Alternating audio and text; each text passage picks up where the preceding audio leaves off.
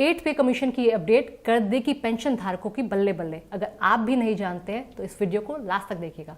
नमस्कार, आप देख रहे हैं इंडिया न्यूज़। मेरा नाम है आरती रावत। दोस्तों जी हाँ, 8th पे कमीशन को लेकर एक नई और बड़ी अपडेट आई। अगर आप नहीं जानते तो आपको ये वीडियो लास्ट तक देखनी चाहिए। ये अपडेट इस बारे में है कि 8th पे कमीशन में पेंशन धारकों का रिवीजन हो सकता है। जी हाँ दोस्तों, MOS पंकज चौधरी की तरफ से ये एक जवाब दिया गया। एक सवाल के जवाब में उन्होंने बताया कि 8th पे का बेसिक पे से DA और मर्जर नहीं होगा, उस पर कोई संवैधानिक विचार सरकार की तरफ से नहीं किया जा रहा है। लेकिन 8th पे कमीशन में पेंशन धारकों के लिए अच्छी खबर है, उनकी पेंशन रिवाइज हो सकती है, यानी कि इजाफा हो सकता है, बढ़ सकती है। ये सबसे बड़ी गुड न्यूज़ पेंशन धारकों के लिए है।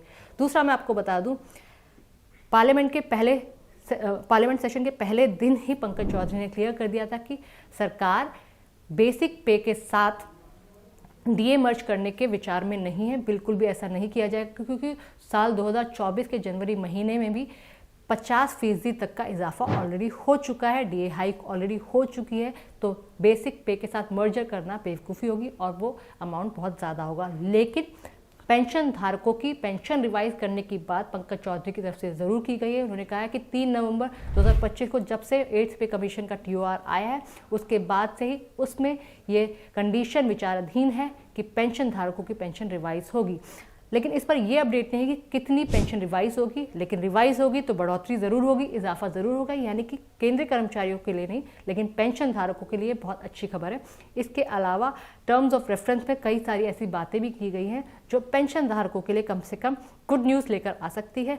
और हो सकता है आगे के 1 से 1.5 साल में औपचारिक तौर पर 8th पे कमीशन लागू हो जाए। यूँ तो 8th पे कमीशन की औपचारिक तारीख 1 जनवरी 2026 होनी चाहिए, लेकिन क्योंकि अभी तक इस पर कोई ऑफिशियल अनाउंसमेंट नहीं है, तो इसको अभी माना जा रहा है कि इसका औपचारिक अनाउंसमेंट होने में साल सवा साल लग सकता है।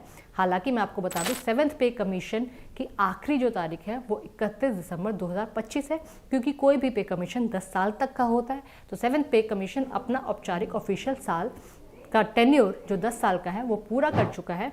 8th पे कमीशन हो सकता है अगले साल 2026 दिसंबर तक, एंड तक, या फिर 2027 की शुरुआत तक हो जाए। ऐसी जानकारियाँ, ऐसी मीडिया रिपोर्ट्स कुछ इशारा करती है। लेकिन जो कुछ लोग केंद्रीय कर्मचारी, सेंट्रल कर्मचारी जो टेंशन में आ गए थे कि बेसिक पे और DA का मर्जर नहीं होगा, लेकिन पेंशन धारकों के लिए कम से कम पंकज चौधरी की तरफ से जो इंडिकेशन, जो संकेत दिए गए, वो काफ़ी राहत पहुंचाने वाले हैं। उन्होंने साफ तौर पर कहा है कि TOR में पेंशन धारकों की पेंशन रिवाइज होने की बात की जा रही है, यानी कि पेंशन धारकों की पेंशन में इजाफा हो सकता है।